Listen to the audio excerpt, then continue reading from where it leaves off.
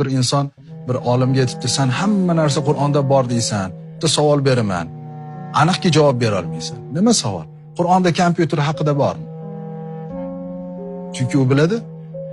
14-asrda texnika bo'lmagan, kompyuter degan gap bo'lmagan. Shu gap bilan go'yoki haligi olimni yoki dinni bir qoralamoqchi bo'ladi.